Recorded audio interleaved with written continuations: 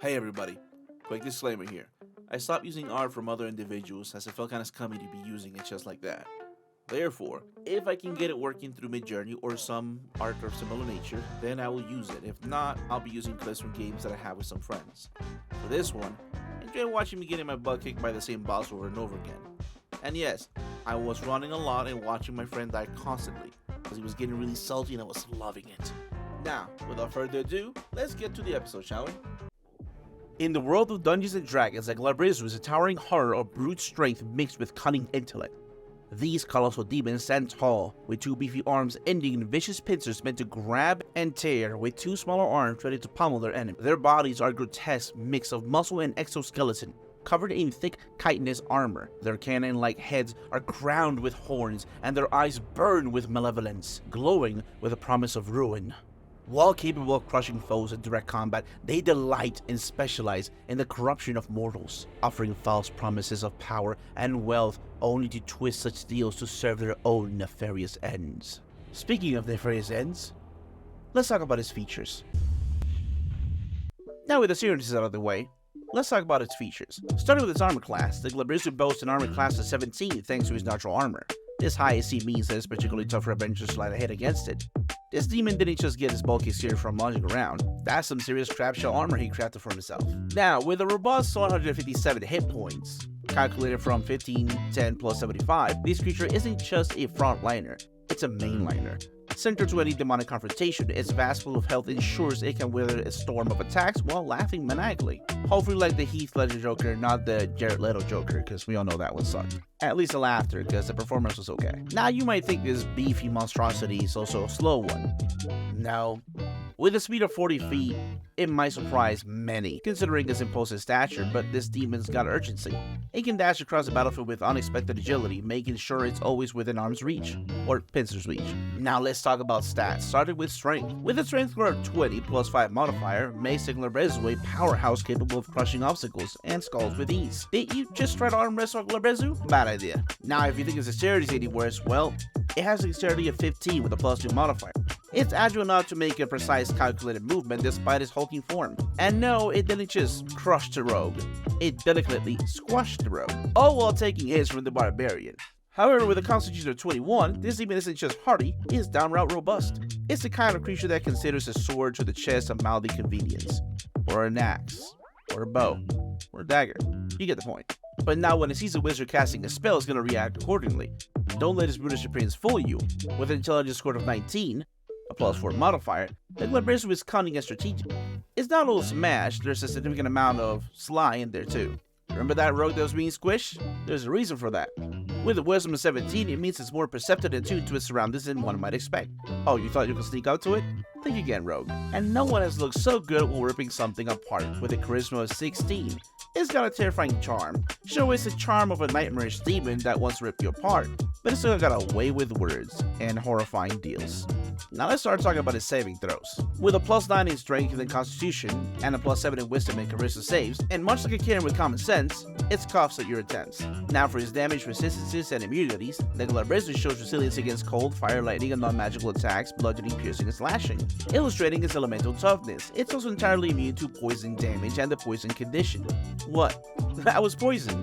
Tasted like weak sauce. Now for its senses, it's boasting a true set up to 120 feet and a passive perception of 13. It's nearly impossible to pull one over this demon. It sees you, even if you're hiding, invisible, or disguised. For its languages, it communicates in Abyssal and can use telepathy up to 120 feet. The Glabrezu doesn't need to speak out loud to mess with your mind or strike a terrifying deal. Remember how the Glabrezu was a tough bastard? Well, the Glabrezu is even tougher now with magic resistance. The Glabrezu scoffs at your petty magic, sporting advantage on saving throws against spells and other magical effects. Oh, was that a fireball? Sorry, I barely noticed that. And speaking of fireball, the Glabrezu has innate spell casting. The Glabrezu isn't just a brownie set of pincers. It has a mind teeming with arcane knowledge. Its spellcasting ability is intelligence.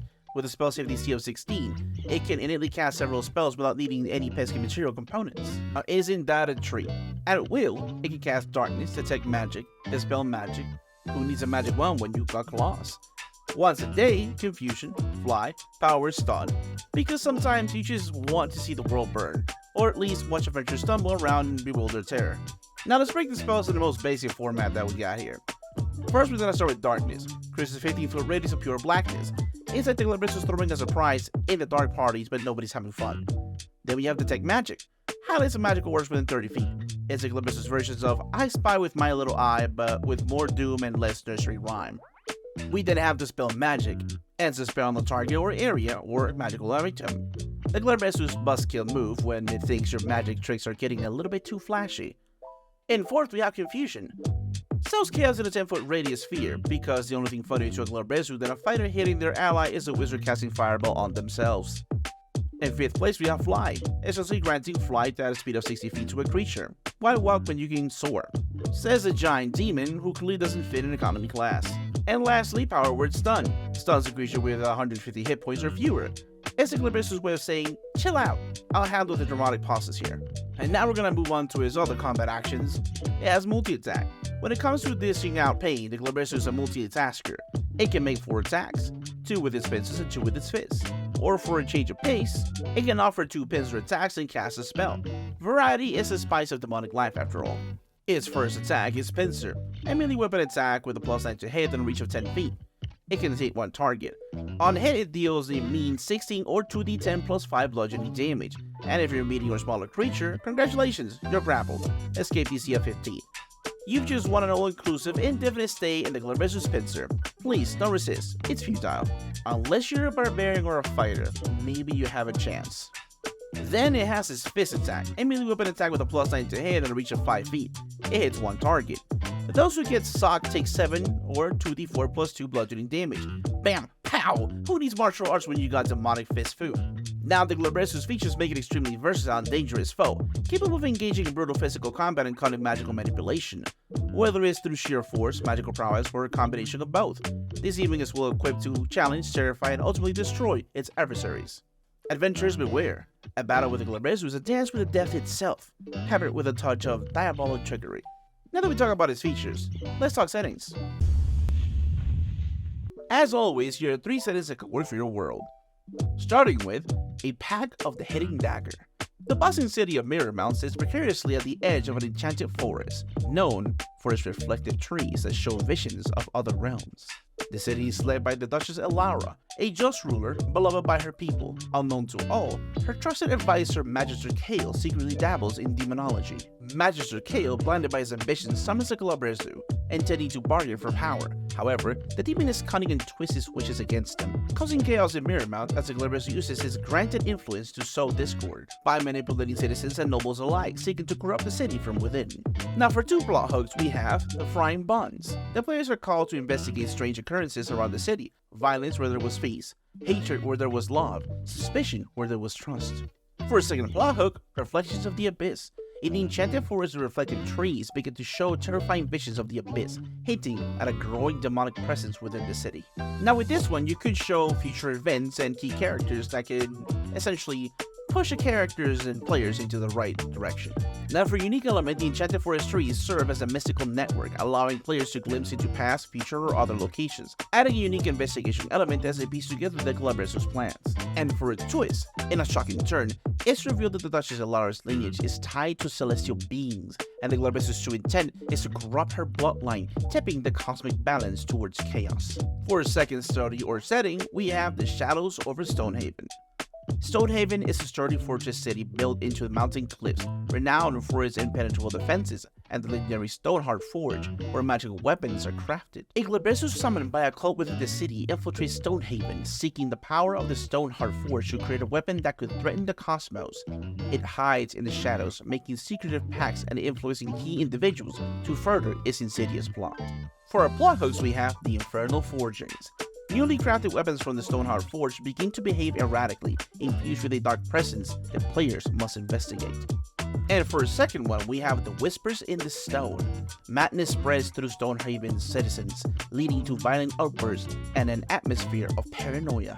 For unique elements, we have the Stoneheart Forge can imbue weapons with unique properties, but with the Glabrezu's influence, players must decide whether to use these powerful but potentially cursed items. In addition, Lady Whisperwind, a mysterious elf envoy who seems to have her own agenda in Stonehaven, is present. Can she be trusted, or can she not? For a twist, Lady Whisperwind is revealed to be a celestial sent to counter the Glabrezu's plans, but she's been compromised, and the celestial weapon she intended to create is what the demon seeks to corrupt. What a bummer, right? Lastly, for our third story, we have Harmony of Discord. In the city of Harmony, a utopia where art, culture, and magic flourishes, an annual festival of music celebrates the diverse races living in peace. The city is a nexus of ley lines, and its harmony maintains the world's magical balance. Glabrezu infiltrates the city, aiming to disrupt the festival, and, by extension, the ley lines converging beneath Harmony. It subtly influences people, causing disruptions and sowing discord, culminating in his attempts to possess Thalia, a talented young musician chosen for a solo performance. The Glabrezu is going to attempt to use her connection to the ley lines to shatter the world's magical balance. For our 2 plot hooks we have Dissonance. Performers and artists begin creating disturbing works, sowing unease and conflicts amongst the populace, prompting an investigation. For a second plot, we have a Tainted Area. Thalia, chosen for her purity of heart, starts experiencing dark visions and changes in her behaviors as the festival approaches. For a unique element, music and performances are a key element of gameplay, with players potentially having to engage in performances, contests, and using music-based magic to counteract the Glabrezu's influence. Basically, barred up, boys. And for a twist, Maestro Fortissimo, the charismatic conductor of the Harmony Orchestra beloved by all of the city, is revealed to have been the one who unwittingly summoned the Glabrezu, having wished for a performance that will be remembered for centuries, not realizing the cost of his desire. That's all we have for settings. Let's talk about unique features. I created the following features to enhance the Glabrezu's already powerful repertoire. Our first ability is Deceptive Veil.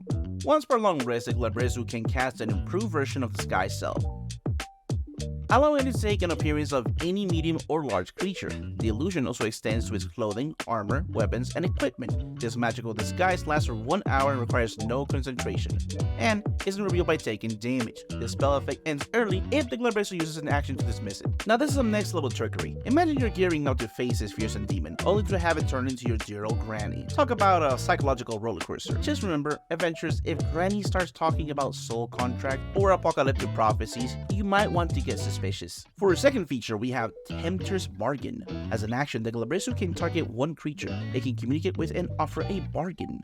The target must make at least 17 wisdom saving throw. On a failure, the target is charmed by the Glabrezu for 1 hour, believing it promises of power, wealth, or anything else it desires. While charmed this way, the target regards the Glabrezu as a trusted friend to be heeded and protected. This effect ends early if the Glabrezu or its companions do anything harmful to the target.